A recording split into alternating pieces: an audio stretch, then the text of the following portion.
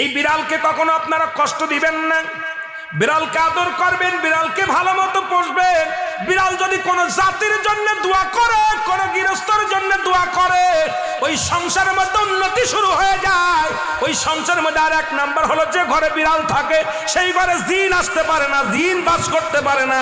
আর একটা ঘোষণা শুনেন, নবীজি বলে গেছেন, যে ঘরের মধ্যে বিড়াল ছানা বাস করে ওই ঘরের মধ্যে জিন জাতি প্রবেশ করতে পারে না। তাহলে ছোট ছোট মাসুম বাচ্চাগুলো যে ঘরের মধ্যে থাকে, মুসলমান অনেক সময় জিনের আশ্রয় পড়ে যায়, অনেক সময় জিনে আসর করে, ওই ঘরের মধ্যে জিনে আসর করে।